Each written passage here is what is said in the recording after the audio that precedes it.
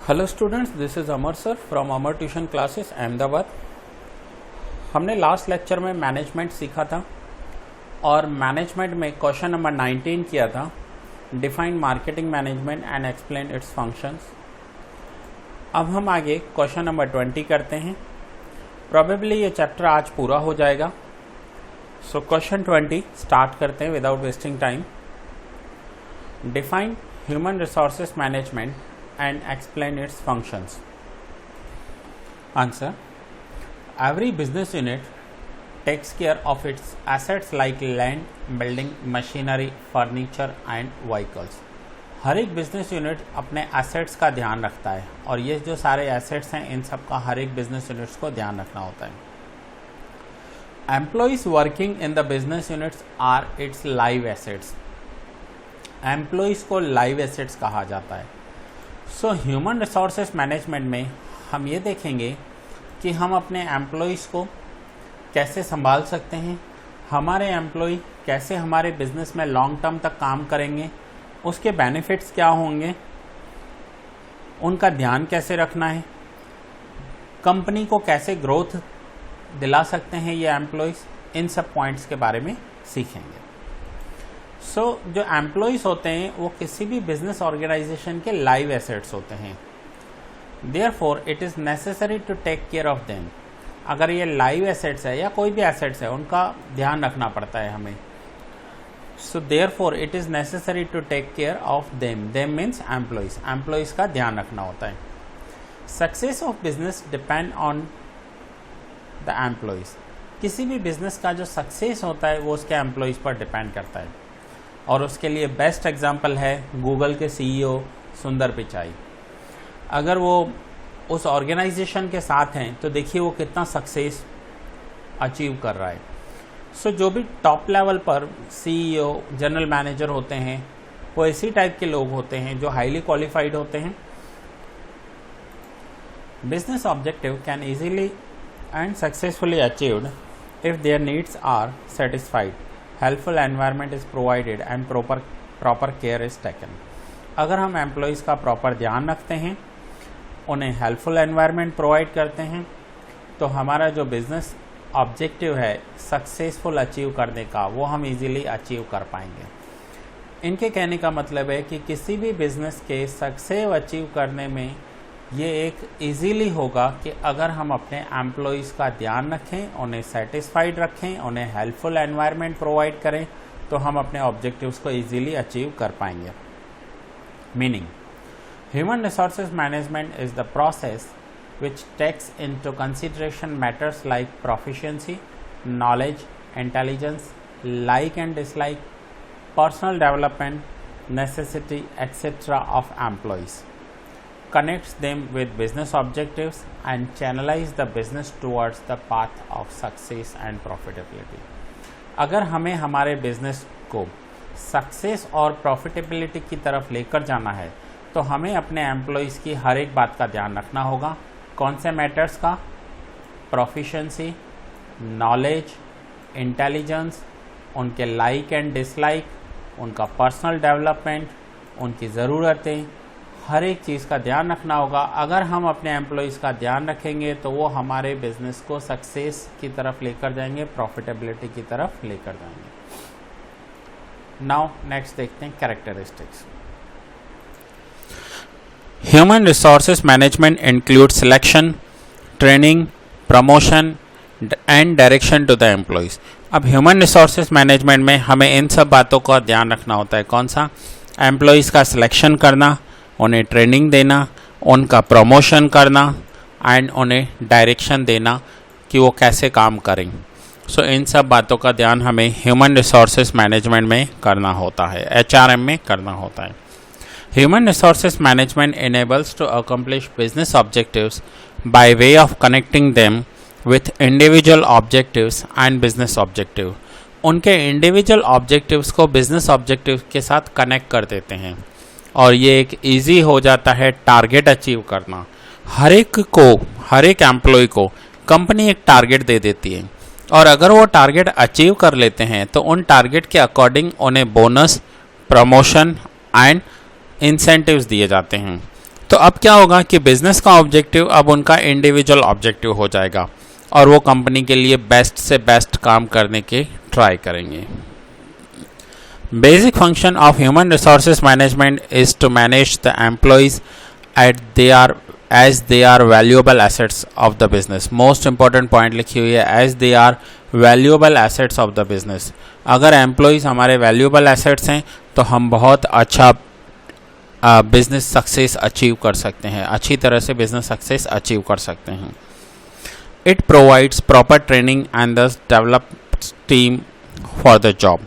इसमें उन्हें ट्रेनिंग भी प्रोवाइड की जाती है और उसकी वजह से क्या होता है, हम एक अच्छी टीम डेवलप कर सकते हैं। Human resources management evaluates performance of the employees and place them at right place. उनका परफॉर्मेंस देखा जाता है और वो एम्प्लॉयज़ जिस भी जगह पर राइट प्लेस की जगह सूटेबल होता है उसे वहाँ अपॉइंट किया जाता है। Efficient management can reduce labour turnover rate and can maintain skilful employees for a longer period in company. ध्यान से समझिएगा लाइन को। Efficient management can reduce labour turnover rate. अब लेबर टर्नओवर रेट क्या होता है कि सपोज़ कीजिए कि किसी कंपनी में 100 एम्प्लॉयज़ हैं और उस 100 एम्प्लॉयज़ में से इस महीने में 10 एम्प्लॉयज़ निकल गए। अब उनके निकलने का कोई भी रीज़न हो सकता है, चाहे वो रिटायर होकर निकलें, अपने काम से सेटिस्फाइड नहीं थे इसलिए निकल गए, अपनी सैलरी से सेटिस्फाइड नहीं थे इसलिए निकल गए, या हमें निकालना पड़ा। किसी भी रीज़न से अगर लेबर्स निकल रहे हैं और उनकी जगह जो न्यू लेबर अपॉइंट हो रहे हैं उसे कहते हैं लेबर टर्नओवर रेट। वो कम से कम होना चाहिए हमारी कंपनी का। मीन्स बहुत कम लोग कंपनी से निकल रहे हैं और न्यू अपॉइंट हो रहे हैं। इसमें होगा क्या कि अगर लोग निकलते रहे, एम्प्लॉयज़ निकलते रहे, तो न्यू को अपॉइंट करना होगा, उन्हें ट्रेनिंग देनी होगी, उन्हें काम समझाना होगा, तो ये एक डिफ़िकल्ट वर्क हो जाता है। अगर कोई एम्प्लॉय आपके पास लास्ट 4-5 साल से काम कर रहा है तो उसे कुछ समझाने की ज़रूरत नहीं पड़ेगी, लेकिन अगर वो निकल गया और न्यू अपॉइंट होगा उसकी जगह पर कोई, तो उसे सब कुछ समझाना पड़ेगा। तो इसलिए लेबर टर्नओवर रेट कम से कम होना चाहिए। As part of human resources management, helpful atmosphere is provided to employees which ultimately boost their enthusiasm and efficiency। helpful atmosphere provide किया जाता है। helpful atmosphere की मीनिंग होती है कि एम्प्लॉयज़ की हर एक ज़रूरत का ध्यान रखा जाता है।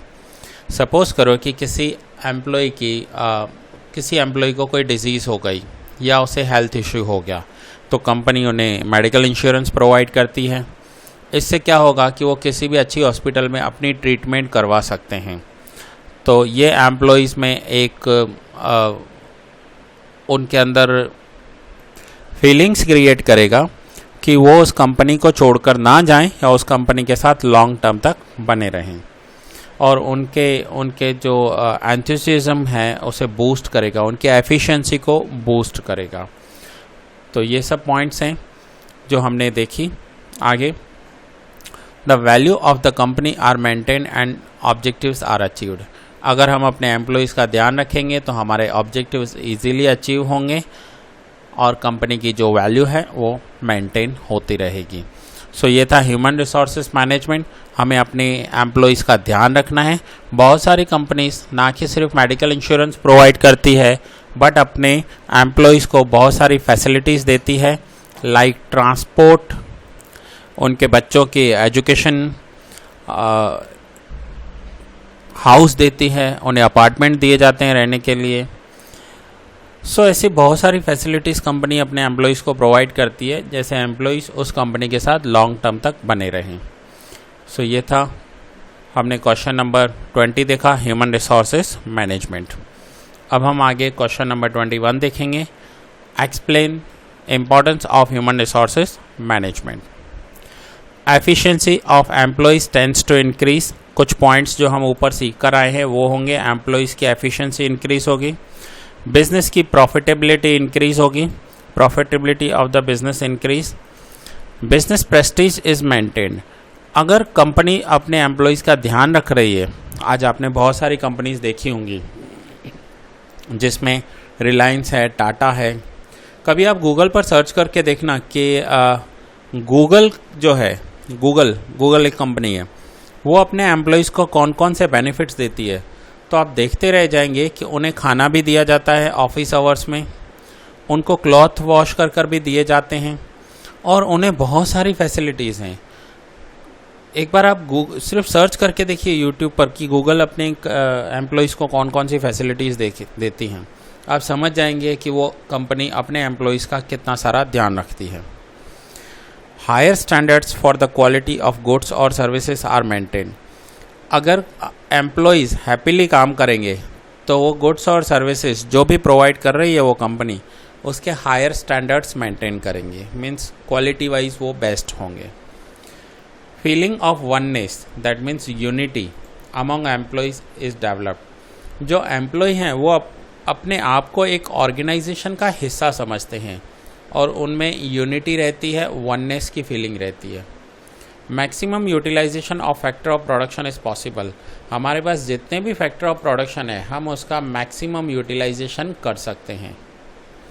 Reduction in labour turnover rate is scene. मैंने आपको बताया लेबर टर्नओवर रेट क्या होता है, कितने वर्कर्स पूरे महीने में, पूरे साल में कंपनी में से निकल जाते हैं और उसकी जगह न्यू अपॉइंट होते हैं, तो वो रिड्यूस्ड होगा क्योंकि एम्प्लॉय सेटिस्फाइड है उसकी सैलरी से, उसे जो फैसिलिटीज़ दी जा रही हैं, उसे हेल्थ इंश्योरेंस दिया जा रहा है, ड्यूरिंग ऑफिस आवर्स कैंटीन में उसे रीजनेबल रेट्स पर, सब्सिडाइज्ड रेट पर खाना प्रोवाइड हो जाता है, और इतनी सारी फैसिलिटीज़ के बाद उसे ट्रांसपोर्ट मिल रहा है, रहने के लिए घर मिल रहा है, क्वार्टर्स मिल रहे हैं, तो वो क्यों छोड़कर जाएगा अपनी कंपनी को।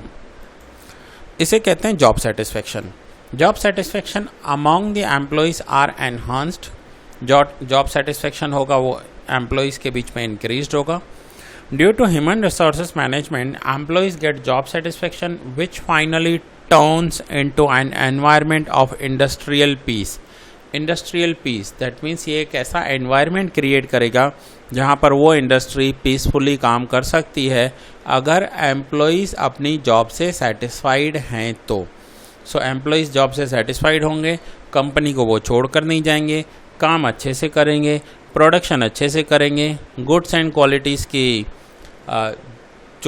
जो स्टैंडर्ड्स हैं वो मेंटेन करेंगे। सो ओवरऑल कंपनी का ग्रोथ होने वाला है। सो ये हमने देखा question number 21, importance of human resources management. आइए आगे देखते हैं क्वेश्चन नंबर 22 और देन 23 लास्ट क्वेश्चन होगा हमारा। So question number 22 and 23, then ये चैप्टर आपका आज पूरा हो जाएगा। So question number 22, define financial management and explain its functions. Financial management की मीनिंग होती है कि बिज़नेस का जो पैसा होता है उसे मैनेज करना। ये एक अलग टीम होती है बिज़नेस में, जो भी पैसा आता है और जो भी पैसा जाता है वो मैनेज करते हैं। दैट मीन्स फाइनेंस मैनेज करते हैं, अकाउंट्स मेंटेन करते हैं, कैश मेंटेन करते हैं, कैश के फ्लो को मेंटेन करते हैं। तो आइए देखते हैं क्या है फाइनेंशियल मैनेजमेंट में। Financial management is like the life blood of business. जैसे हमें ब्लड की ज़रूरत पड़ती है वैसे ही बिज़नेस का ब्लड क्या है, तो वो फाइनेंस है, मीन्स पैसा है। पैसे के बिना कोई भी कंपनी, इंडस्ट्री हम चला नहीं सकते। सो फाइनेंस क्या है, बिजनेस के लिए लाइफ ब्लड है। No activity is possible without finance. अगर आपके पास पैसा नहीं है तो आप कोई भी एक्टिविटी नहीं कर सकते, कोई भी बिजनेस नहीं कर सकते। तो पैसा सबसे पहले है। Finance is required for the establishment, development, expansion and modernisation of the business. अब फाइनेंस की ज़रूरत क्यों पड़ती है? फर्स्ट तो न्यू बिजनेस को एस्टैब्लिश करने के लिए। अगर आपका बिजनेस ऑलरेडी एस्टैब्लिश्ड है तो उसे डेवलप करने के लिए, बिजनेस को एक्सपांड करने के लिए, मीन्स आपके पहले से ही 2 या 3 यूनिट चल रहे हैं, अब आपको 2 यूनिट और लगाने हैं तो उसे एक्सपांशन कहा जाता है। एंड बिजनेस को मॉडर्नाइजेशन करने के लिए, मीन्स बिजनेस में लेटेस्ट टेक्नोलॉजी लेकर आने के लिए पैसों की ज़रूरत पड़ती है। तो यह है finance management. Meaning, financial management deals with the finance function of business. Financial function means the function of acquisition, utilization and allocation of capital. This function must be done in an ideal and efficient manner. अब financial function में क्या करना होता है, acquisition means पैसा आएगा कहाँ से, यूटिलाइजेशन मीन्स कहाँ कहाँ यूज़ होगा, and allocation of the capital, capital का अलोकेशन कैसा होना चाहिए। सपोज कीजिए कि किसी कंपनी के पास 50 लाख रुपीस हैं, तो उस 50 लाख रुपीस में से कौन सी मशीन्स लेनी है, फैक्ट्री कहाँ लेनी है, रॉ मटेरियल कितना अलोकेट करना है, ऑफिस के लिए कितना अलोकेट करना है, मार्केटिंग के लिए कितना पैसा अलोकेट करना है, जब प्रोडक्शन करना होगा तो उसके लिए कितना अलोकेट करना होगा, एंड फाइनली जब हम मार्केट में सेल करेंगे तो वो हमारा सेल्स का जो मेथड होगा वो कौन सा होगा, कैश होगा या क्रेडिट होगा। सो पैसा आएगा कहाँ से, यूटिलाइज कैसे होगा और उसे अलोकेट कैसे करना है, वो हर एक बात फाइनेंशियल मैनेजमेंट में हमें करनी होती है। आपको ये समझना है कि आप किसी कंपनी के फाइनेंशियल मैनेजमेंट के मैनेजर हो और आपको पैसा मैनेज करने के लिए दिया गया है। अब आपको सबकी नीड्स पूरी करनी है, फैक्ट्री में रॉ मटेरियल भी लेकर देना है, कंपनी के एम्प्लॉयज़ को सैलरी भी देनी है, गुड्स भी सेल करनी है, मार्केटिंग भी करना है, operating expenses for example electricity bill और जो भी एक्सपेंडिचर्स होते हैं वो भी पे करने हैं। तो आपको एलोकेशन करना होगा कैपिटल का कि कितना कैपिटल आप एलोकेट करोगे किस एक्सपेंस के लिए। This function must be done in an ideal and efficient manner, ideally and efficiently करना होता है, इसमें हम मिस्टेक्स अफोर्ड नहीं कर सकते। Following functions are included in financial management. First, to estimate the financial needs, हमें कितना पैसा चाहिए उसका एक एस्टिमेशन लगाना होगा, अंदाज़ा लगाना होगा। To make financial plans from point of view of time duration, हमें अपने फाइनेंशियल प्लान्स बनाने होंगे टाइम ड्यूरेशन के अकॉर्डिंग कि किस टाइम पर कितना पैसा चाहिए। कई बार ऐसा होता है कि सीजन्स में पैसों की ज़रूरत ज़्यादा पड़ती है क्योंकि स्टॉक ज़्यादा रखना पड़ता है। तो अगर कोई ऐसा प्रोडक्ट है कि जो सीजनल प्रोडक्ट है तो उसमें कितना वर्किंग कैपिटल चाहिए, कितना फिक्स्ड कैपिटल चाहिए, हर एक बात का ध्यान रखना होगा फाइनेंशियल मैनेजमेंट में। तो प्रिपेयर बजट्स, अपने बजट्स बनाने होंगे। बजट्स में हमें अपने sales budgets, purchase budget, expense budget, हर एक टाइप के अलग अलग बजट्स होते हैं वो बनाने होंगे। फंड्स अलोकेशन, कितना किसके लिए फंड्स अलोकेट करने हैं वो हमें अंदाज़ा लगाना होगा। To decide capital structure and to select source of acquisition of capital, हमारा कैपिटल स्ट्रक्चर कैसा होना चाहिए। अब कैपिटल स्ट्रक्चर क्या होता है कि कंपनी में इक्विटी शेयर्स भी हो सकते हैं, डिबेंचर्स भी हो सकते हैं, प्रेफरेंस शेयर्स कैपिटल भी हो सकता है, लोन हो सकता है, लॉन्ग टर्म लोन हो सकता है, बॉन्ड्स हो सकते हैं। तो हमारे पास जो कैपिटल है, जो पैसा है, वो कहाँ से आएगा, तो उसे कहते हैं कैपिटल स्ट्रक्चर। हम अपना इक्विटी कितना रखेंगे, डिबेंचर कितना रखेंगे, पर्सनल कैपिटल कितना होगा, बोरोड कैपिटल कितना होगा, सो उसे कहते हैं इक्विटी कैपिटल स्ट्रक्चर। तो हमारी कंपनी का कैपिटल स्ट्रक्चर कितना होगा। And source of acquisition of capital, तो कैपिटल हमारे पास आएगा कहाँ से, उसका सोर्स क्या होगा। To carry out the procedure for acquiring the finance, finance acquire करने के लिए हम कौन सा प्रोसीजर करने वाले हैं, मीन्स मार्केट से बोरो करेंगे, बैंक से बोरो करेंगे, इन सब प्रोसीजर्स को ध्यान में रखा जाता है। To see that required funds are properly utilised and to keep control over financial activities. Required funds are properly utilised, जो पैसा है उसका प्रॉपर यूज़ होना चाहिए और जो हमारी फाइनेंशियल एक्टिविटीज़ हैं उन पर कंट्रोल रहना चाहिए। कंट्रोल की मीनिंग होती है कि हमें एक्सपेंसेस नहीं करने हैं, ओवर एक्सपेंसेस नहीं करने हैं, या हमें अपने एक्सपेंसेस का ध्यान रखना है। तो इसे कहते हैं कि हमें अपने फंड्स को प्रॉपरली यूटिलाइज करना होगा। फॉर्म फाइनेंशियल पॉलिसीज़, हमें अपनी पॉलिसीज़ को बनाना होता है। हम अपनी पॉलिसीज़ को देखेंगे, हमें अपनी जो पॉलिसीज़ बनानी होती है वो फाइनेंस के अकॉर्डिंग बनानी होती है।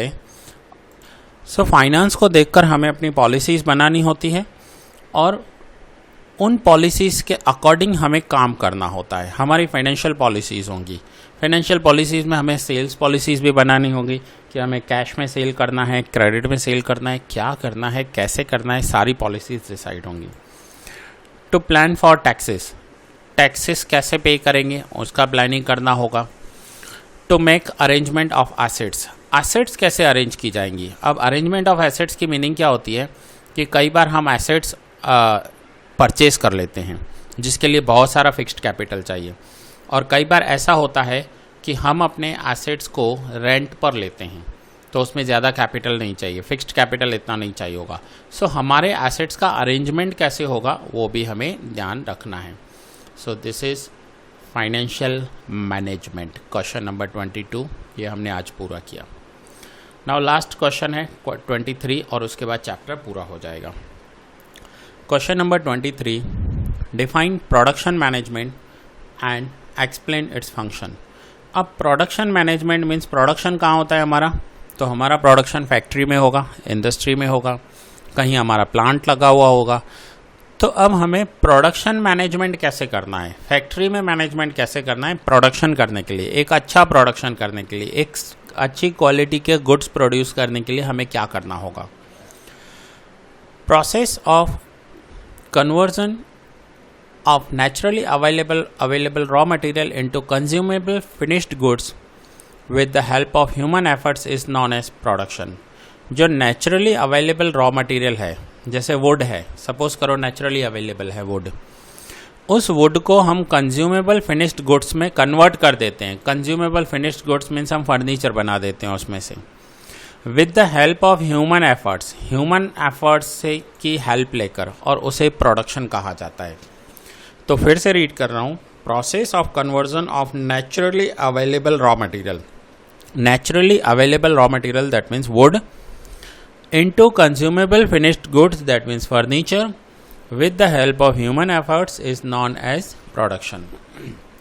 Production management produce goods and services which are capable to satisfy consumers need। हम ऐसे गुड्स बनाएंगे या सर्विसेज मार्केट में देंगे या प्रोड्यूस करेंगे जो ह्यूमन नीड्स को सेटिस्फाई कर पाए, हमारे कंज्यूमर के नीड को सेटिस्फाई कर पाए।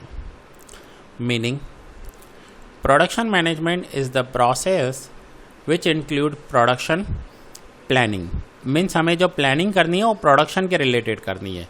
फाइनेंस का प्लानिंग अलग हो जाएगा, प्रोडक्शन का प्लानिंग अलग हो जाएगा। Deciding programmes, maintaining coordinations, workers के बीच में कोऑर्डिनेशन होना ज़रूरी है। डायरेक्शन एंड कीपिंग कंट्रोल, और उनके ऊपर कंट्रोल भी रखना ज़रूरी हो जाएगा। सो प्रोडक्शन रिलेटेड हम सारी के सारी प्लानिंग करेंगे। फिर से मैं आपको सेम एग्जांपल दे रहा हूँ अमूल का। अमूल में कितने सारे प्रोडक्ट बनाए जाते हैं? मिल्क बनता है, आइसक्रीम, चॉकलेट्स, चीज़, बटर। अब किस यूनिट का किस प्रोडक्शन का कितने यूनिट्स बनाने हैं? सपोज कीजिए बटर के 100 यूनिट्स बनाने हैं, मिल्क के कितने यूनिट्स बनाने हैं, चीज़ कितना बनाना है, आइसक्रीम कितने बनाने हैं, उन सब का प्लानिंग किया जाता है यहाँ पर प्रोडक्शन मैनेजमेंट में। Now, following functions are included in production management। First, to decide production plant। हमारा प्लांट कहाँ होगा, हमारा प्लान कैसे होगा? Production plan. प्रोडक्शन प्लान की मीनिंग है हम कौन सा प्रोडक्ट बनाएंगे, उसकी पैकिंग कैसी होगी, मार्केट में कैसे सेल करेंगे, प्लानिंग करने के लिए प्रोडक्शन करने के लिए रॉ मटेरियल कहाँ से आएगा।